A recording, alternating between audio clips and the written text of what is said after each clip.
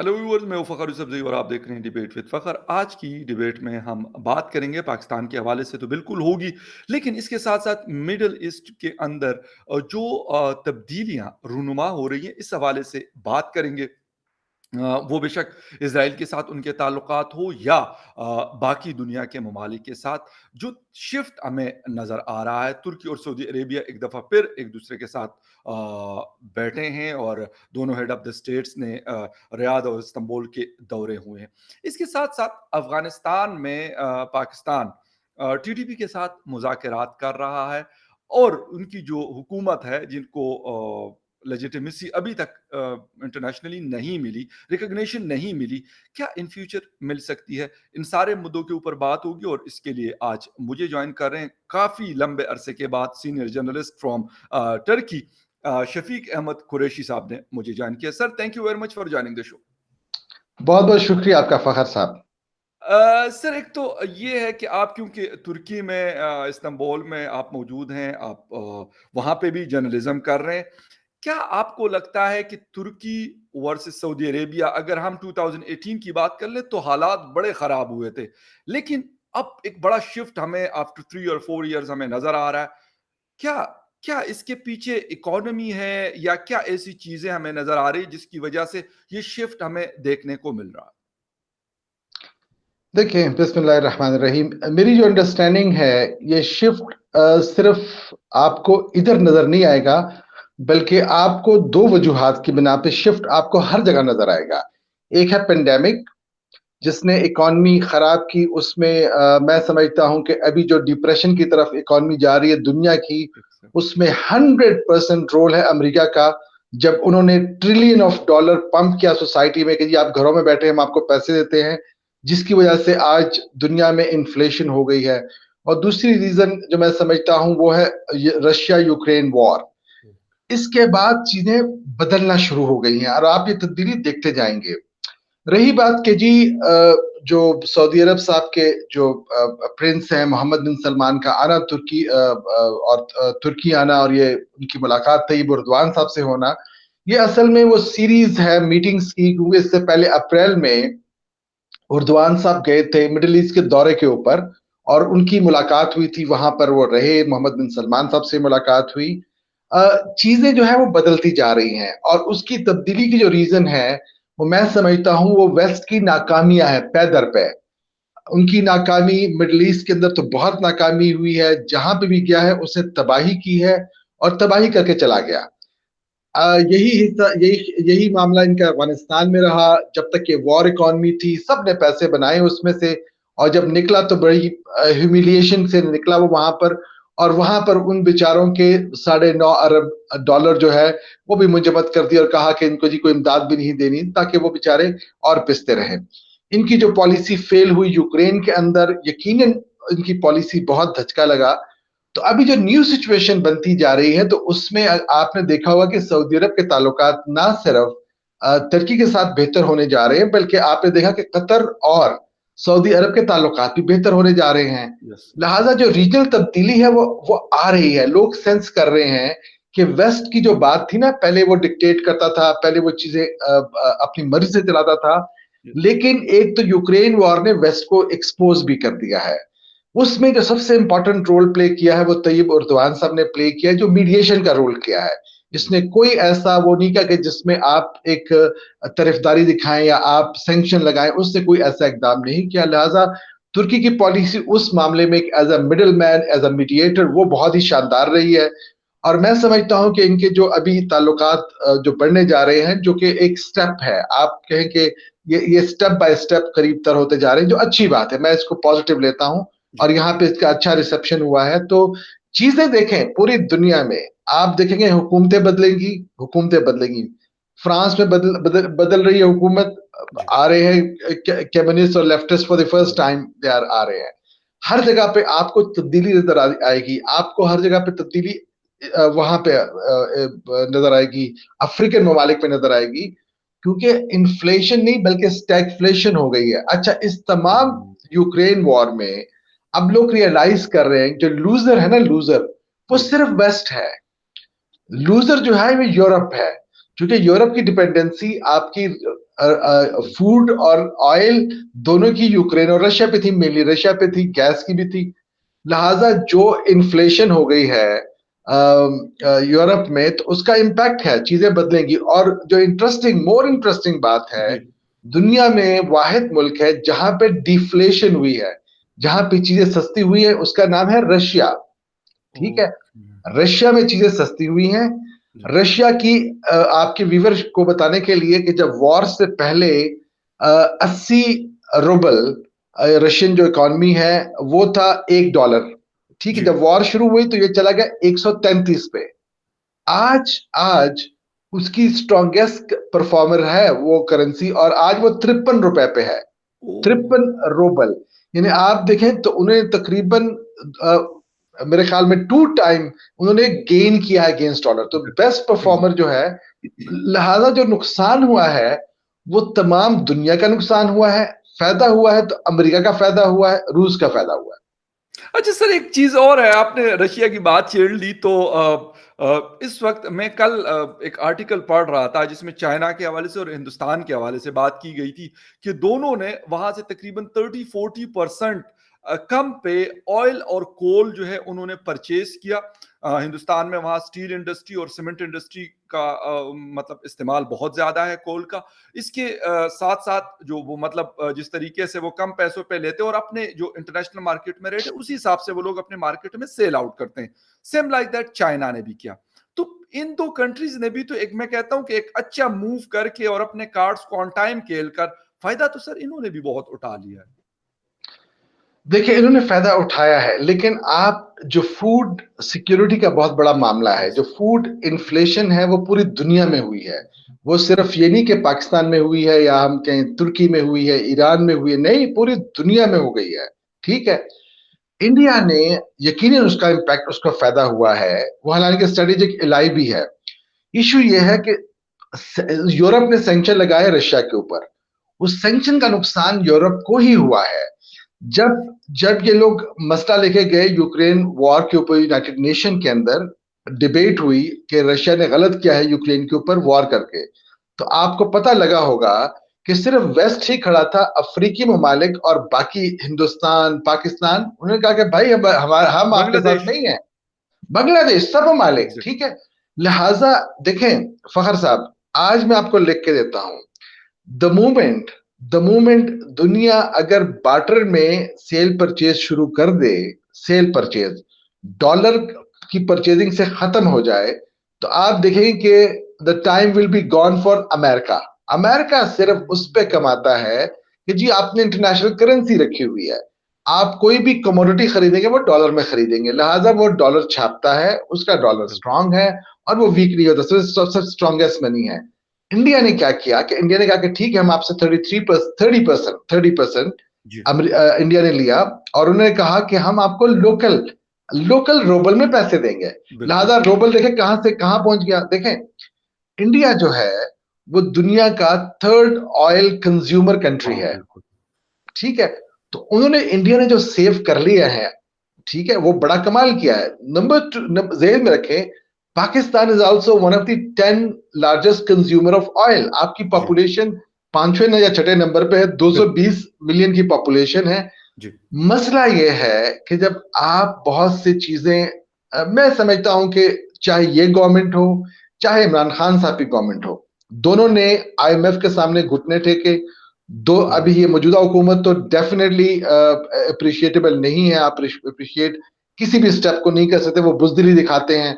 जब आप बुजदिल हो जाते हैं तो फिर आप तो, जो हालत है इस कौम की वो तो है। आप मुझे देखें, जो कौम इधर अगर पेट्रोल या गैस के नॉर्मल रेट बढ़ता है, तो बजाय इससे कि आप सड़कों पे आए, तो वो फौरन पेट्रोल पंप चले जाते हैं कि हम टंकी फुल करवा लें ताकि कल को। अब इस कौम को कौन समझा सकता है। लिहाजा अल्लाह ताला हम सबको हिम्मत दे, अल्लाह ताला हम सबको राह रास्त पे चलाए, और ये चीजें अल्लाह करे कि मामलात बेहतर हो जाए। ठीक है। अच्छा सर, एक तो बिल्कुल आपने ये वाली बात की कि हिंदुस्तान ने अन टाइम ये चीज़ें की, हम अनफॉर्च्यूनेटली हम इसी मसाइल का शिकार रहे हैं लास्ट 75 ईयर्स से। हम कभी सऊदी अरेबिया को कहते हैं कि ये नाराज़ ना हो जाए, कभी देखते हैं चीन नाराज़ ना हो जाए, कभी देखते हैं अमेरिका, वाशिंगटन नाराज़ ना हो जाए। سر کیوں ہم اپنی فورن پالیسی کو ایک سٹریم لائن نہیں کر سکے؟ آپ نے جے شنکر صاحب کا وہ یورپ کے اندر وہ سٹیٹمنٹ سنا ہوگا بھی ریسنٹلی، کہ انہوں نے کہا کہ یورپ یہ سمجھتا ہے کہ ان کا پرابلم دنیا کا پرابلم ہے، اور اگر باقی دنیا کا پرابلم ہے تو یورپ کا پرابلم نہیں ہے، ان کا اپنا ہے، وہ جانے ان کا کام جانے، وہ بھوکے مر رہے ہیں یا ننگے ہیں یا کچھ ہے، ان کا مطلب وہ یورپ کا کوئی کنسرن نہیں ہے۔ ہم سر یہ والی چیز ابھی تک، میں یہ نہیں کہتا کہ ہم جا کے کسی کا گریبان پکڑ لیں یا کسی کے ساتھ کچھ اور مطلب جنگ کر لیں، اس طرح کی بات نہیں، لیکن ہماری ایک فورن پالیسی جسے خودداری کہتے ہیں ہم لوگ، ایک سیلف رسپیکٹ کے اوپر مطلب جو بن سکتی ہو، کیوں نہیں ہم کر سکے ابھی تک یہ سارا کچھ؟ دیکھیے یہ جو معاملہ ہے یہ ابھی کا نہیں ہے. میں سمجھتا ہوں کہ میں 50+ ہوں، ٹھیک ہے. وہ لوگ جو 50+ ہیں، میں گارنٹی سے کہتا ہوں کہ انہوں نے اس سوسائٹی میں ڈکے دیکھا ہے، اچھائی نہیں دیکھی، آہستہ آہستہ برائی کی طرف گیا ہے. یہ سوسائٹی آج جو ہے یہ ایسی نہیں تھی. یہ فورن پالیسی کے معاملات یہ بھی ایسے نہیں تھے. وہ گریجولی، چونکہ دیکھیں، آپ جرنلسٹ ہیں، میں بھی جرنلسٹ ہوں، مجھے آپ بتائیں کوئی کرپٹ جرنلسٹ جو ہوتا ہے کیا وہ اپنی صحیح بات لکھ سکتا ہے؟ وہ No. نہیں لکھ سکتا، وہ ڈرتا ہے، بالکل ٹھیک ہے. بالکل لیکن آنےسٹ جو جرنلسٹ ہوگا وہ نہیں ڈرتا. اسی طرح آنےسٹ سوسائٹی میں جب آنےسٹی ہوگی تو وہ نہیں ڈرے گا اپنے اپنے معاملات، چاہے وہ پولیٹیشین ہو. میں پولیٹیشین کو زیادہ ایکیوز سمجھتا ہوں کہ تمام پولیٹیشین. مجھے آپ بتائیں کہ ایک زمانے کے پولیٹیشینز تھے جو بڑے متوسط گھرانے کے ہوتے تھے، بڑے اچھے لوگ تھے. ایک پرائم منسٹر معراج خالد صاحب، اللہ ان کی مغفرت فرمائے، پاکستان پیپلز پارٹی کے تھے، کرائے کے گھر پہ تھے، کرائے کے گھر پہ ہی فوت ہو گئے، ٹھیک ہے. بالکل بالکل یہ جو ڈس آنےسٹی آئی ہے یہ بعد کی پیداوار ہے. اور آپ یقین جانیں، میں آپ کو چیلنج کرتا ہوں، چونکہ میں پولیٹیشین کو کیوں نہیں جانتا، میرا کام ہی پولیٹیشین سے ملنا ہے. آپ یقین جانیں آج یہ ڈیولپمنٹ فنڈ جو M P A M N As کو ملتے ہیں جمہوریت کے نام پہ کروڑوں روپیہ، کیپ ان مائنڈ، یہ بند کر دیں تو یہ سارا نظام ہی ٹھیک ہو جائے. چونکہ یہ پیسے ہوتے ہی اسی سائیکل جو کرپشن کی ویل ہے اس کو چلانے کے لیے ہے. میں سمجھتا ہوں کہ جتنی بھی یہ چیزیں ڈیموکریسی کے نام پہ جو کچھ ہوتے ہی ہیں وہ کرپشن کے ویلز ہیں.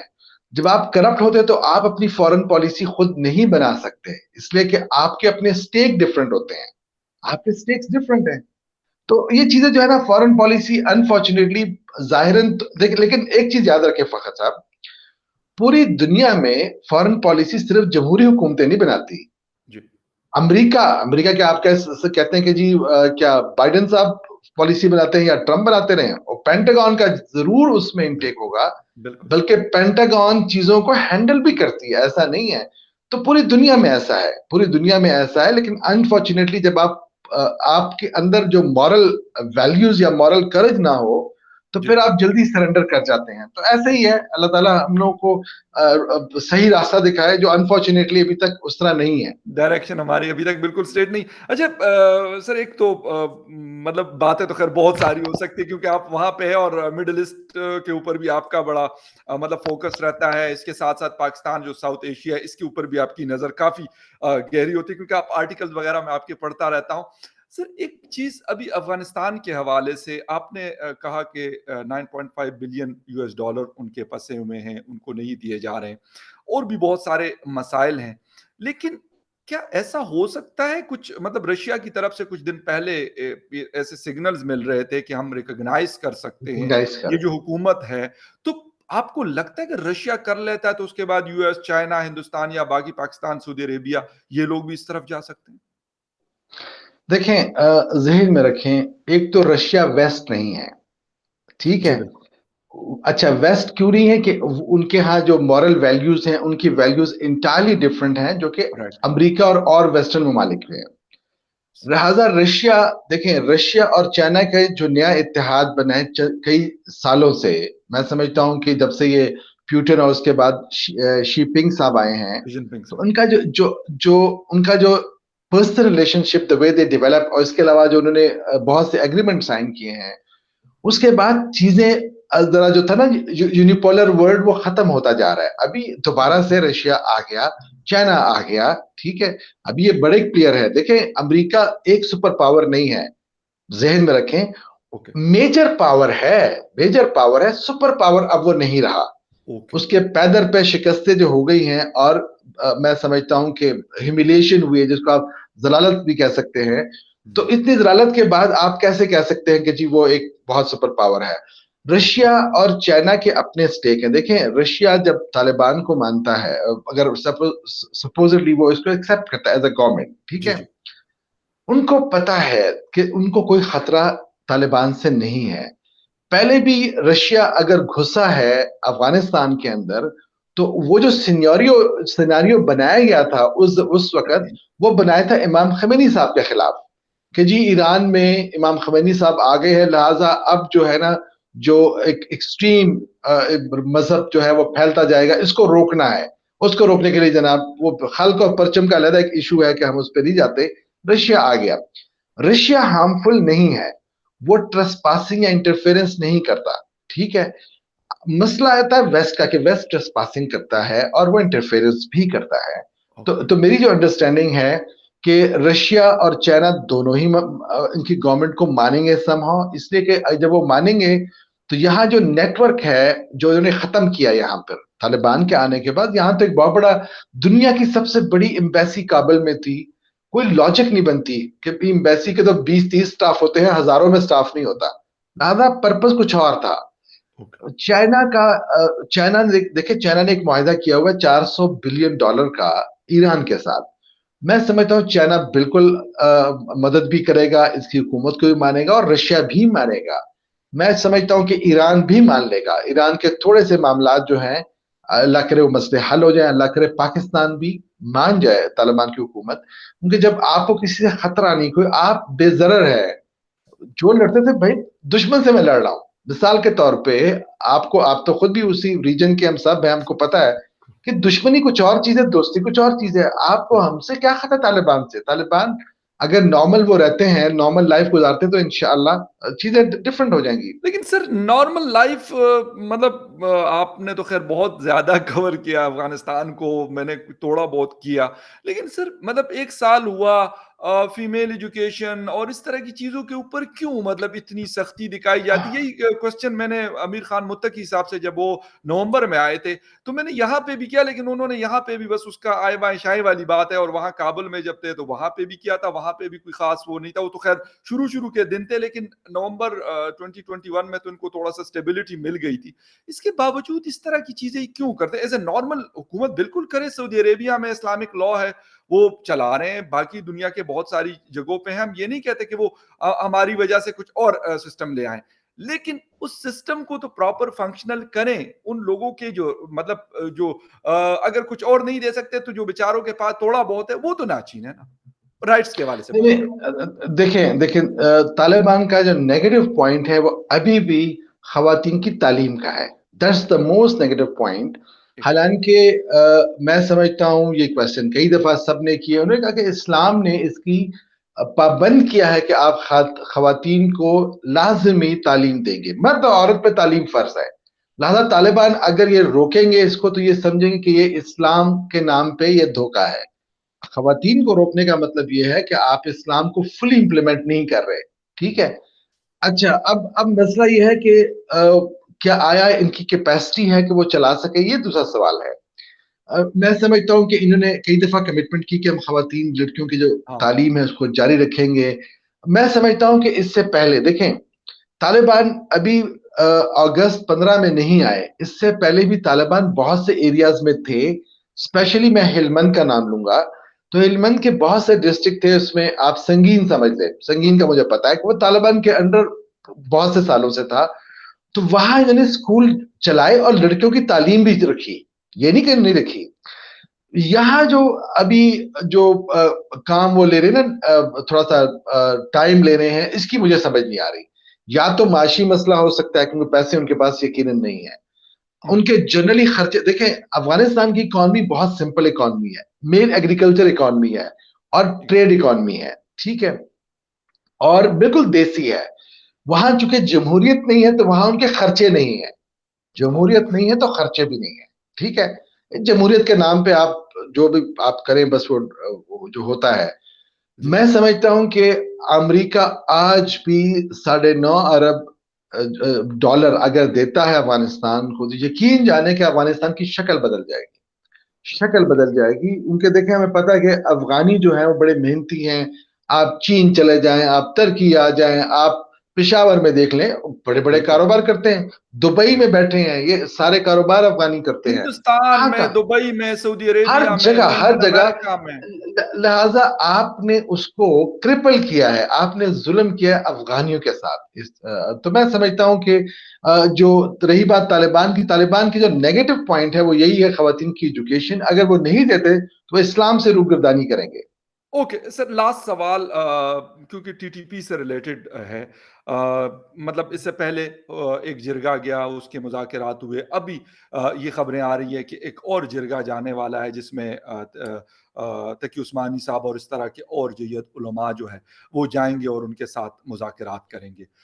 سر مطلب ان کے حملے بھی، یا پھر ان کے جو ماضی میں ان لوگوں نے کیا، وہ اے پی ایس اٹیک ہو یا اس سے ریلیٹڈ اور بہت سارے ہمارے لوگوں کو مارا گیا. اب بھی وہ کہتے ہیں کہ جی ہماری یہ کنڈیشنز ہیں. وہ ایسی ہیں کہ وہ کانسٹیٹیوشن میں شاید، مجھے نہیں لگتا، شاید آپ بہتر سمجھا سکتے ہیں، بتا سکتے ہیں کیسے ہوگا یہ سارا کچھ. کہ اب مطلب بات جرگوں پہ، کیونکہ اس سے پہلے بھی تو ہمارے 10-12 ایگریمنٹس ان لوگوں کے ساتھ ہوئے، سوات میں، نارتھ ساؤتھ وزیرستان میں، ممن میں، پتہ نہیں کہاں کہاں پر. اس کے باوجود وہ چیزیں مطلب ریلائبل ثابت نہیں ہوئی. کیا اس دفعہ ہو سکتا ہے ایسی کوئی چیز؟ افغان طالبان کہہ رہے ہیں ہم ذمہ لے رہے ہیں اس کے. دیکھیں، ایک پرسپشن میڈیا کے تھرو دیا جا رہا ہے کہ طالبان سے جتنے بھی ایگریمنٹ ہوئے ہیں جی وہ سارے فیل ہوئے ہیں. جی میں اس کو نہیں مانتا، میں بتا دیتا ہوں. آپ کا پہلا ایگریمنٹ ہوا علی محمد جان اور اگزئی تھے گورنر NWFP جو ابھی خیبر پختونخوا ہے. 2006 میں انہوں نے ایگریمنٹ کیا حافظ گل بہادر سے، ٹھیک ہے. جی اور وہ ایگریمنٹ آخری وقت تک رہا، جب تک ضرب عضب آپریشن نہیں ہوا 2014 میں، ٹھیک ہے. جی آپ کا سب سے سکسسفل تو وہی تھا. اچھا، اسی نے تو الاؤ کیا کہ آپ امن کمیٹیاں بنائیں.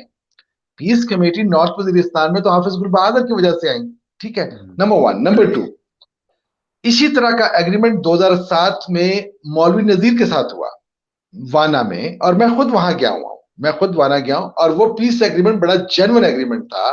جی اور وہ 2007 والا ایگریمنٹ ضرب عضب تک 2014 تک وہ اسی طرح انٹیکٹ رہا. پیس کمیٹیاں بنی انہوں نے، اور محسودوں کو انہوں نے آنے نہیں دیا. چونکہ لوگوں کو شاید علم نہیں ہے، لیکن ویورز کو جی بتا دیتے ہیں کہ ساؤتھ وزیرستان سمجھ لیں کہ آدھا جو ہے وزیر ٹرائب ہے اور آدھا محسود ٹرائب ہے، بالکل. ٹھیک ہے. وانا جو ہے وہ وزیر ٹرائب کے اندر آتا ہے، ٹھیک ہے. تو انہوں نے کیا کیا تھا کہ جو محسود کے علاقے تھے تو محسود وہیں پہ تھے، وہ وزیر کے علاقے میں نہیں گئے. جی بلکہ مولوی نذیر نے آپریشن کیا ازبک ملیٹنٹ کے خلاف. جی لہذا اور میں اس زمانے میں ادھر گیا ہوں، میں ہیرل میں تھا، اور میں نے وہ سارا ٹریول کیا، ان کے بنکر، وہ ساری چیزیں میں دیکھی. مولوی نذیر، اچھا تو آپ نے وہ ایگریمنٹ تو کیا. سوات کا جو ایگریمنٹ تھا وہ بھی ایگریمنٹ رہا. وہ ایگریمنٹ ٹوٹا ایک فیک ویڈیو ٹیپ سے، اور وہ ویڈیو فیک ویڈیو تھی. میں اس کا بالکل with all surety گارنٹی دے سکتا ہوں کہ وہ سوشل میڈیا کے تھرو وہ پھیلائی گئی. اس میں دیکھیں، ہر ایک کو پتا ہے، آپ پشتو سپیکر ہے، میں خود بھی پشتو بولتا ہوں. جی ڈفرنٹ ایریا کے پشتو کی ایکسنٹ ڈفرنٹ ہوتا ہے، ڈائلیکٹ ڈفرنٹ ہاں ہوتا ہے، بالکل. کچھ الفاظ ڈفرنٹ ہوتے ہیں. Exactly exactly. وہ ٹپیکل، وہ تو سوات کی لینگویج ہی نہیں تھی جس میں وہ بول رہے تھے بیک گراؤنڈ میں، اور وہ سوات کی ویڈیو نہیں تھی جس کی بنیاد کے اوپر وہ جو تھا نا وہ ٹوٹ گیا. پھر آپریشن شروع ہوا. دیکھیں، بات یہ ہے کہ اب یہ لمبی ڈیبیٹ ہے. میں سمجھتا ہوں کہ جرگہ جو ہے، آپ پہ کچھ کسٹمز ہیں، ٹھیک ہے، پشتون بولی کے کچھ کسٹم ہے. بالکل. اس میں جرگہ بڑا امپورٹنٹ کسٹم ہے، اور اس کے کچھ اصول ہوتے ہیں. جی اصول یہ ہے کہ to listen to the people and accept. آپ نے دیکھا ہوگا کئی دفعہ بڑا ریئر ہوتا ہے کہ دشمنیوں میں جرگے ہوتے ہیں اور اس میں فائرنگ نہیں ہوتی، قتل ہوئے ہوتے ہیں. وہ بڑے کم ظرف ہوتے ہیں کہ جی اس جی بالکل جرگے میں فائرنگ کرتے ہیں، بالکل. ادروائز بھی نہیں کرتے، ٹھیک ہے. بالکل. لہٰذا دیکھیں، اب یہ لڑائی شروع کب ہوئی ہے؟ یہ لڑائی شروع ہوئی آج سے 20 سال پہلے. 20 سال ہو گئے نا. जी बिल्कुल। और जनरल परवेज मुशर्रफ पे 2 सुसाइड अटैक हुए 2003 के अंदर, हाँ, दिसंबर में, ठीक है। लिहाजा इसकी बहुत हिस्ट्री है। अगर हम मिसाल के तौर पे हम कहते जी हमने बात नहीं करनी, हमने बात नहीं करनी, सोल्यूशन क्या है? सोल्यूशन ये है कि जी वो अफगानिस्तान में है, अच्छा वो अफगानिस्तान में रहेंगे इसलिए कि उसको तालिबान नहीं निकालेंगे, बिल्कुल। ठीक है। अच्छा, आप क्या करेंगे? आप तालिब अफगानिस्तान में अटैक करेंगे अंदर जाके। अगर आप अटैक करेंगे लिहाजा आप अफगानिस्तान को अपने खिलाफ करने लगे। ओके। टेक्निकली आप अफगानिस्तान को अपने खिलाफ करेंगे, ठीक है। अच्छा, तालिबान की तादाद थोड़ी ज्यादा है। मसला ये है कि देखिए 2 ऑप्शन है। पहले तो मैं क्लियर कर दूं कि अभी अगर गवर्नमेंट चाहे कि जी हम अमन कमेटियां बना दें, असलाह दे दें, अब लोग नहीं मानेंगे, मेरी अंडरस्टैंडिंग है, ओके। ठीक है। नंबर 2, दूसरा ऑप्शन है कि आप बिल्कुल छोड़ दें कि आप कबायली आपस में जाने, तालिबान जाने, कबायली जाने। आप यकीन जाने कि जो मुकामी कबायली हैं वो तालिबान को कंट्रोल कर सकते हैं, वो कर सकते हैं, ओके। क्योंकि कौम के आगे खड़े होना तालिबान नहीं कर सकता, ठीक है। ये तो मैं ऑप्शन भी बता रहा हूं जी जी आपको। जी जी जी। लेकिन मैं जो बहुत क्लियर हूं कि बगैर बातचीत के कोई मसले का हल नहीं। आपने दुश्मनियां देखी होंगी हमारे इलाकों में, बिल्कुल है। 40 साल दुश्मनी रही, एंड में बातचीत होगी, एंड में बात होगी। लिहाजा जब आपने 20 साल बाद बात करनी, अभी बात करें। और मैं बताता हूं, देखिए उसका जो इम्पैक्ट है, आज अगर हम तालिबान से मिसाल के तौर पे, उनकी बहुत सी डिमांड है, लेकिन मेरी जो अंडरस्टैंडिंग है वो निगोशिएबल है। आप निगोशिएट तो करें ना। आप अगर कहें कि नहीं जी, आउटराइटली आप रिजेक्ट कर देते हैं, you jump to the conclusion, ठीक है, तो उसका तो मैं सपोर्टर नहीं हूं। जी। आप बातचीत करें, कहीं पे तो आप कंसेशन देंगे, कहीं पे ले दे करें, आप ले दे करें तो सही। रही बात कि इस ओके। दुश्मनी को दोस्ती में बदलनी, लिहाजा मैं समझता हूं कि बातचीत इज द सोल्यूशन। और उसका इम्पैक्ट आपको मैं लिख के देता हूं। आज अगर आपकी टीटीपी के साथ मुज़ाकरात कामयाब होते हैं और अमन आ जाता है, यकीन जाने कि इसका इम्पैक्ट बलूचिस्तान में ही पड़ेगा। बलूचिस्तान में भी इंशाअल्लाह वो मसला वो भी थोड़ा सा सबसाइड कर जाएगा। सर बहुत शुक्रिया, क्योंकि टाइम हमारे पास खत्म है। बिल्कुल बलूचिस्तान पे भी बात हो सकती थी और टीटीपी के हवाले से भी मतलब बात हो सकती थी कि मजीद क्या हो सकता है। आपने कहा बिल्कुल हमारे यहाँ आपका जिस एरिया से ताल्लुक है और मेरा जिस इलाके से ताल्लुक है, बिल्कुल दुश्मनी या वो 50 साल चले या 40 साल चले या 5 साल चले, उसका एंड हम कहते हैं कि आखिरी सर रोगवी, यानी उसका और जो होगा, एंड यस, होता है वो सुलह होती है। हम पश्तो में वो ये सुलह होती है, यस। शफीक साहब को भी ये पता है और मुझे भी पता है, वो बिल्कुल होती है, लेकिन उसके ऊपर कायम रहा जाए। और दूसरी बात ये कि कॉन्स्टिट्यूशन के हवाले से जो चीजें होती हैं, ये तो खैर हमारा तो अनफॉर्चुनेटली कॉन्स्टिट्यूशन का मजाक हर दफा उड़ता रहता है, लेकिन अब टीटीपी के साथ देखते हैं कि किस तरीके से इसको मैनेज किया जाता है। सर आपके टाइम का बहुत शुक्रिया, थैंक यू वेरी मच, आपने शो बहुत ज्वाइन किया। शुक्रिया फखर व्यूअर्स थैंक साहब, you very thank you. Much for watching debate with Fakhar Yusuf. किसी और डिबेट में फिर मिलते हैं, तब तक के लिए take care and bye. Thank you.